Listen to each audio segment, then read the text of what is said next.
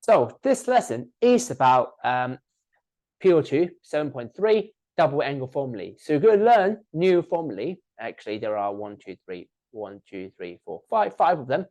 And these double angle formulae actually came from the compound angle formulae you've learned here in chapter 7.1. So these are the formulae you've learned before: sine A plus minus B, cos A plus minus B, and tan A plus minus B. Right. So we can see in here, sine 2A equals 2 sine A cos A.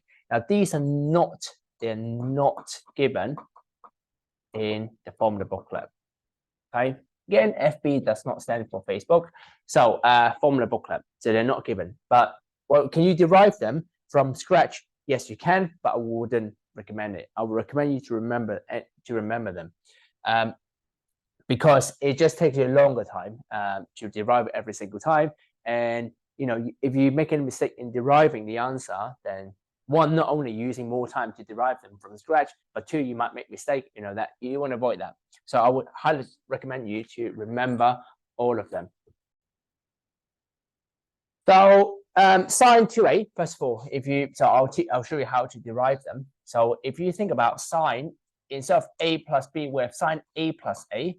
Then remember the formula: sine A plus B equals sine A cos B, but this time the B is A, plus sine B cos A. So sine A cos A, so on the left-hand side, sine A plus A is the same as sine 2A. On the right-hand side, sine A cos A plus sine A cos A is 2 sine A cos A. That's the same, okay? That's how we can derive them, all right? Now, what about cos 2A? Cos 2A, you see there are 3 variants in here. We've got 3 variants: variants 1, 2, and 3. Now, you'll need to remember all 3. 2 and 3 are more useful than 1. However, you have to remember all of them. Okay, so I'll show you how. So cos 2A, if we use the formula cos A plus A equal, remember, cos A cos B minus sine A sine B, where A and B is the same thing. So left-hand side, cos A plus A now equals to cos 2A. Cos A minus sine A sine A is cos squared A minus sine squared A. So that's your first variant, cos squared A minus sine squared A. Now, you also know an identity about sine squared plus cos squared. Sine squared plus cos squared equals 1. So if I use cos squared A equals 1 minus sine squared A, right? So if you don't know where this line comes from, remember sine squared plus cos squared equals 1. So I just make cos squared subject. Then on the left-hand side, what I have is which equals to, if I replace cos squared A by 1 minus sine squared A, and then subtract sine squared A, then you see I've got 1 minus 2 sine squared A. That's one variant. Now, if I make sine squared A the subject instead, so sine squared A equals 1 minus cos squared A, then I replace the sine squared A, so it becomes cos squared A minus bracket 1 minus cos squared A. That equals to cos squared A. So cos squared A minus cos squared A is 2 cos squared A minus 1. Okay. So that's the third variant. So we've got variant 1, 2, and 3. All right. So that's how we can derive them. Again, do you have to derive every time? No, you don't. It's just for understanding where did they come from. I'll suggest you remember them. Okay. So especially cos 2A could be quite confusing. I suggest you remember it. Try to copy the paper, see if it's correct. If it's correct, good. Do it again. So do it 5 times, at least 5 times, so that you know you definitely remember it, embed it in your brain. All right. 10 to 8, the last one, we don't really use it, so it is what it is. Right. 4, 10, yes. 10 to 8, 10 usually is the less influential one. All right. So example, use the double angle formulae to write each of the following as a single trig ratio. So I would like you to compare this one, part A, okay, the question, with the double angle formula in here. Now you can see cos squared 50 minus sine squared 50 is the same as cos squared minus sine squared A. So that equals, so that's the same as question A. So question A, that's the same as cos 2A. So cos 2 times 50 degree. Okay, because that's cos squared A minus sine squared A, that's the same as cos 2A, which is the same as cos 100 degree. Second one, well, you can tell this tan 2A is very similar to 2 tan A over 1 minus tan squared A. So we can tell this equals to tan times 2a. A is pi over 6. So 10, 2 lots of pi over 6, which is 10 pi over 3. We're not interested in working out. We're just interested in writing in one trig ratio. So now we can see 2 10 pi over 6 over 1 minus pi squared, 10 squared pi. Now, simplify down to 10. Okay. Last one. Now, 4 sine 70 over sec 70. There's nothing similar like that yet. So what we can do some simplifying. So we know sec is the same as 1 over cos. So we can write 4 sine 70 degree times 1 over cos 70. No, actually, sec 70 is same as, divided by 1 over cos 70. So we know cos 70 is same as 1 over sec 70 is same as 1 over cos. So divide by a fraction means flip the fraction. So 4 sine 70 degree times cos 70 degree. Now 4 sine 70 cos 70. If you have to sort of make a relationship between these double angle formulae, which one do you think it most related to? Sine 70 cos 70, same as sort of sine 2a. You can see here sine a cos a. So well, right is equals 4 sine 70 cos 70 first of all. Now let me rewrite again. Sine 2a equal 2 sine a cos a. So what does that mean? Well, now compare difference and common things. What we can see in common is they've got both sine a cos a, but what's different is the 4 in the front and the 2. So what we can do is we can write, let me write back in. So instead of the 4, let me break it down in 2 times 2 sine 70 cos 70. Then what will happen here is, well, this part now is the same as that part. So that equals to sine 2a. And your a is 70 degree. So that equals to 2 times 2 sine 70 cos 70 will be same as sine 2a, 2 times 70 degree, which is 2 sine 140 degree. Right? Now the 2 in the front is not as a coefficient, it's not the same as the 2 inside the bracket. Okay, because when you do a 2 times 70, you will multiply by the angle. The 2 outside is a coefficient. So so what have we done in here? Let me explain again. Part C especially, where I've done some simplifying, I change the sec into 1 over cos. When I divide by a fraction, I flip the fraction. So 4 sine 70 cos 70 is very similar to 2 sine a cos a. But what's different is there's a 4 and there's a 2 in the front. So I broke the 4 into 2 times 2. So 2 times 2 and then sine 70 cos 70. This 2 sine 70 cos 70, now I can see it's exactly the same as the double angle formula. Right, so sorry, there was disruption. So 2 sine 70 cos 70 is same as 2 sine a cos a. Therefore, I can make this 2 sine a cos a, rewrite it, simplify into sine 2a. So into sine 2 times 70, which is sine 140 degree. Okay, so that's 2 sine 140 degree. All right. Next, your turn. Okay, see if you can relate these questions into the previous double angle formulae. So pause the video, have a go at the question. When you're ready for the answer, you can press play. So here are the answers. So question A, 2 sine 10 cos 10 is similar to sine, it's exactly the same as 2 sine a cos a. So you can see A is 10 degree. So we can rewrite this as sine 2a, so sine 20 degree. Question B, 1 minus 2 sine squared a is same as 1 minus 2 sine squared 25. So you can see the A is 25 degree. We can rewrite that as cos 2a, so cos 50. And part C, cos squared a minus sine squared a, that's the same as cos 2a. So we can rewrite cos squared 40 minus sine squared 40 into cos 2 times 40, which is cos a degree. All right? And then moving on next example. So after you have learned how to distinguish which double angle formula to use based on the format of the maths of the expression given, then next thing is we need to learn how to apply the other way around. So expand using double angle formulae. So given that x equals 3 sine theta and y equals 3 minus 4 cos 2 theta, eliminate theta and express y in terms of x. So to eliminate theta, well, we can see from the y expression, there's a cos 2 theta. So I'm going to start from y first of all, the right side. So y equals 3 minus 4 cos 2 theta. So somehow we have to relate the x and y together. So we know cos 2 theta, this part. Let me use a different color. Purple is ugly.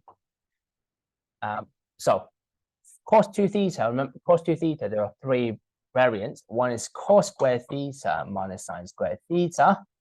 It could also equals to 1 minus 2 sine squared theta, or 2 cos squared theta minus 1.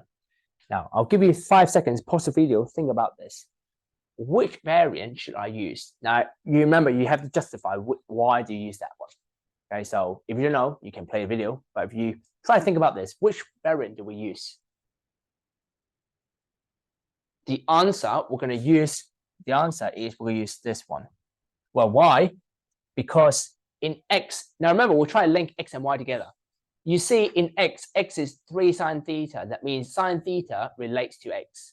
So therefore, we use the one with the sine theta. So why don't we use the first one? There's a sine in there as well. The reason being is there's cos squared. We don't need the cos squared. There's no cos in x. So we can't really relate x with cos. Therefore, if we have the one which only has x involved and sine theta, which is sine theta, then why not? Okay, so that means we want to rewrite y, the cos 2 theta, into 1 minus 2 sine squared theta. So I'm going to do that. So y equals 3 minus 4 bracket 1 minus 2 sine squared theta. Let me expand the bracket. Expand the bracket, 3 minus 4 plus 8 sine squared theta. So 3 minus 4 is minus 1. So y equals minus 1 plus 8 sine squared theta. Now the next question is, how do we merge x and y together? Now we have simplified y into here, but x equals 3 sine theta. So why don't we make the sine theta the subject in the x equation? So on the side, if we have x equals 3 sine theta, divide by 3, so x over 3 equals sine theta. Or if I just switch left and right, sine theta equals x over 3, then you can see this sine theta equals x over 3 going to here. That's what we're going to do next. Therefore, y equal minus 1 plus 8 times sine squared theta, x over 3 squared. So if I rewrite that, so y equals minus 1 plus 8, square the bracket first, x squared over 9. So y equals minus 1 plus 8x squared over 9. And that's the answer. So that's how we put them together. First of all, we have a look on the x and y expression rather. In the y expression, there's a cos 2 theta. That's the perfect time to use our double angle formula. It's like when we see chips, that's the best time to use ketchup and mayonnaise. In here, you got plenty of sauces to choose, salt and vinegar, ketchup, mayonnaise. In this one, ketchup is the best thing. Okay, why? Because x relates to the ketchup, the sine theta. So sine theta is our link to make our decision. Okay, so sometimes in life, you have to base on what you have and make a decision, and that's what you do. All right, if you want to make for dinner, you only got chips. Well, clearly, you want to have chips for dinner.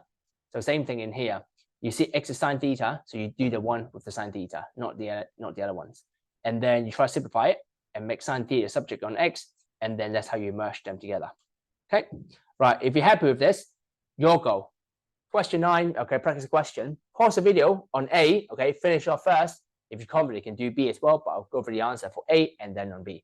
So pause the video, have a go at the question on A. When you're ready for the answer, you can press play.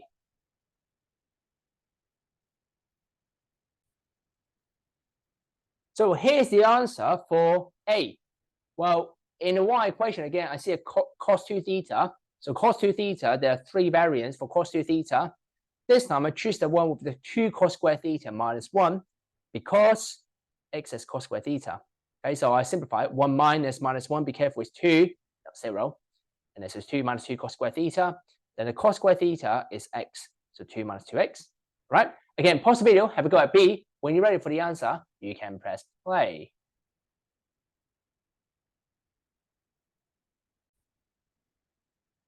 Here's the answer for part B. Final answer is y equals 1 minus x squared over 2x. Well, first of all, what I did was I start from y again because I see a cot 2 theta. Cot is same as 1 over 10, so 1 over 10 2 theta. I used the double angle formula on 10 2 theta. Now this all underneath the 1 in the numerator. So 1 over, apply 10 2 theta, 2 10 theta over 1 minus 10 squared theta. And then 1 divided by means flip the fraction reciprocal. So flip it, denominator becomes numerator. this numerator becomes denominator. Okay, and then I see x is 10 theta. So 1 minus 10 squared theta is same as 1 minus x squared over 2x. Okay, right. There's more. Example, last example. Given that cos x equals 3/4 and 180 degree, x is between 180 degree and 360 degree. Find the exact value for sine 2x and tan 2x. We have done something similar like this before, last lesson. We're given a trig ratio, and we're given an answer. What you want to do is you want to try to make a triangle out of it. So that's what we're going to do first. So cos x equals 3/4. So let's carefully construct a triangle using these values. 3 is the not opposite. I said carefully. Okay, so carefully means putting the right way. So that's x angle. 3 is adjacent, and 4 is the hypotenuse. So one will be tempted to put this as 5, but we know this is incorrect because a 3, 4, 5 triangle, the 5 must be on the hypotenuse. So this value is actually 4 squared minus 3 squared, and square root. So square root of 4 squared minus 3 squared, which is square root of 7. So be mindful of that. Next, we are told x is between 180 degree and 360 degree. So one would think, again, in the quadrant, 180 degree, if that's 0 degree, 180 degree to 360 degree would be here, right? Because that's 180 degree, and that's back to 360. But for cos to be positive, which quadrant is this? For cos to be positive is here. Okay. So this is basically like if I tell you something is on sale, you will go and buy it. But then what I didn't tell you is the sale has not included the VAT. That means, yes, there's a sale of 20%, but actually after you have a discounted price of something you want to buy, you have to pay extra 20%. So is that a lie of a sale? No, it's not. They just didn't tell you the whole story. So the same thing in here. They did not tell you the whole story. The story it told you is, oh, x is in the 3rd and 4th quadrant. Okay, so you thought you got a flexibility of which quadrant you would choose. No, you have to be clever. You have to be spot on to realize cos x is positive. That means x is in this quadrant. Okay, so x is in the 4th quadrant. Why do we need to know that? Because knowing x in the 4th quadrant, the sine and tan, you would have to put a negative in there. All right, or the sign of the different trigonometry ratio, the sign of a sine on tan will be different. Okay, so not always positive. Right, so part A, sine 2x. Sine 2x, we can use the double angle formula. Sine 2x equals, if you remember, sine 2a equals to 2 sine A cos A. Sine x is, therefore, sine x using this right angle triangle is root 7 over 4. So equal to 2 times, or actually, maybe we should write it down. So sine x, therefore, equals to negative root 7 over 4, and tan x equals to negative root 7 over 3. Okay, it's negative because x is in the 4th quadrant. So 2 sine x is negative root 7 over 4 times cos x. Cos x is 3/4. Okay, so you can put in the calculator, you should get negative 3 root 7 over 8. All right. Would you like to go for part B? Okay, have a go at part B itself, tan 2x. So when you're ready, you can press play. So tan 2x equal to 2 tan x over 1 minus tan squared x. So 2 tan x is 2 times bracket negative root 7 over 3. Now, negative is important. That's why if you don't know the quadrant, you will never put a minus in there. You know, nothing will come to your mind. Okay, it has to be negative. So yeah, so now this quadrant over 1 minus 10 squared, 1 minus negative root 7 over 3 squared. So put in a calculator, as in whole one big fraction, you should get negative 3 root 7 as your final answer. And that's the introductory lesson on how to use double angle formulae. Next lesson, we're gonna solve some trig equations using cast diagram again, but with the double angle formula and the compound angle formula on top of it. Okay.